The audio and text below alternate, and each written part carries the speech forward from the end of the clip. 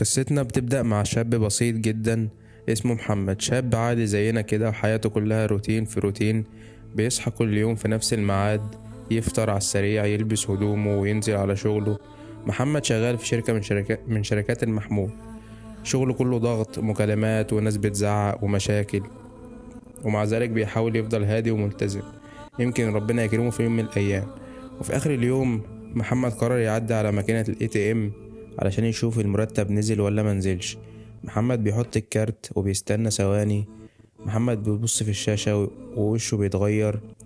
يتفاجئ محمد إن المرتب لسه منزلش، وقال في نفسه يمكن المرتب هيتأخر يومين. وأخد نفسه ورجع على البيت وهو شايل هم كل حاجة. وأول ما دخل البيت لقى مراته شروق مستنياه بابتسامة. كانت فرحانة وبتقول له يلا يا محمد ننزل نجيب طلبات البيت.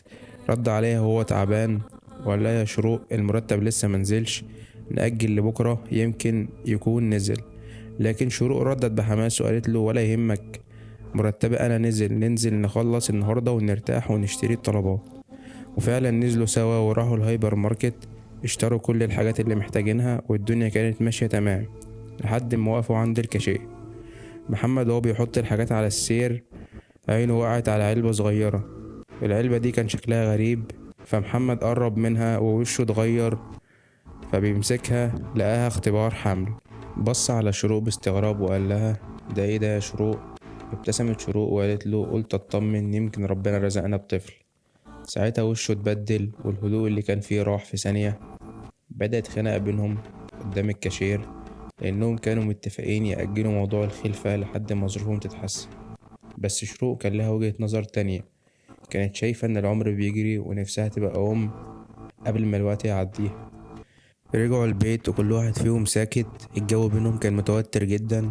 شروق دخلت الحمام، خدت نفس عميق وعملت الاختبار. وبعد دقايق خرجت شروق وشها كله خليط بين الخوف والفرحة.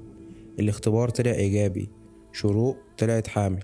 محمد وقتها حس إن الدنيا وقفت، ما قدرش يفرح ولا حتى يتكلم. كان متوتر وخايف من اللي جاي، مش عارف ازاي هيقدر يتحمل المسؤولية دي. بدأت خناقة جديدة. المرة دي الخناقة كانت أكبر من اللي حصلت في السوبر ماركت. كلام كتير وصوت عالي ودموع. في الآخر شروق قررت تسيب البيت وتمشي، وقالت له إنها مش هتقدر تكمل بالشكل ده وطلبت الطلاق. وشروق سابت البيت فعلا. تاني يوم محمد راح شغله متأخر، باين عليه التعب والزعل. بس اللي حصل هناك زود الوجع أكتر.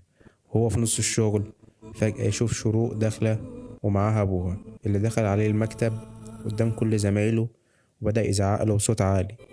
محمد حاول يهدي الأمور وقال له يا عمي بعد الشغل نتكلم، مش وقته دلوقتي.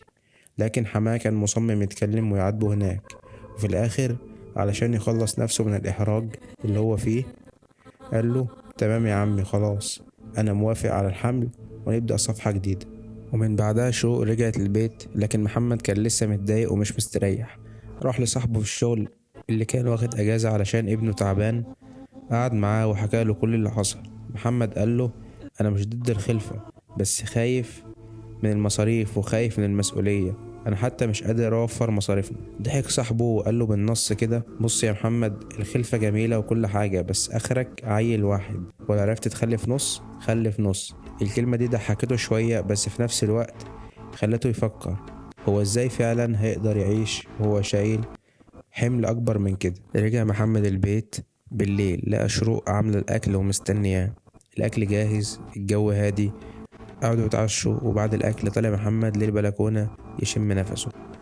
شروق طلعت وراه ووقفت جنبه وقالت له بصوت ناعم ومليان مشاعر انا اسفة يا محمد، والله ما كنتش اقصد احطك قدام الامر الواقع، بس نفسي اعمل عيلة، نفسي اعيش احساس الامومة اللي اتحرمت منه لما امي ماتت.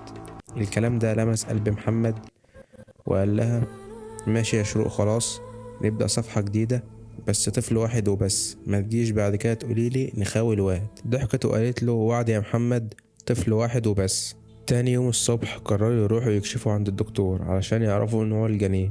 الدكتور بيقلب في السونار وهو ساكت ووشه فيه ابتسامة خفيفة، لأن الحالة دي ما بتحصلش كتير. وبعد لحظات قال لهم بصوت هادي مبروك يا جماعة، شروق حامل في 5 توأم. محمد وقتها اتجمد في مكانه وعيونه فتحت على الآخر، الدنيا دارت بيه. 5 أطفال، اللي كان خايف من طفل واحد ربنا رزقه ب5. فضل ساكت ومش مستوعب اللي سمعه. بص لشروق اللي كانت ملامحها بين الضحك والدموع، مش عارفة تفرح ولا تخاف. وهنا يا جماعة بتخلص أول حلقة من مسلسل كارثة طبيعية. استنونا في الفيديو الجاي عشان تعرفوا محمد وشروق هيعملوا ايه بعد الصدمة دي. وما تنسوش تشتركوا في القناة وتفعلوا الجرس عشان يوصلكم كل جديد. سلام.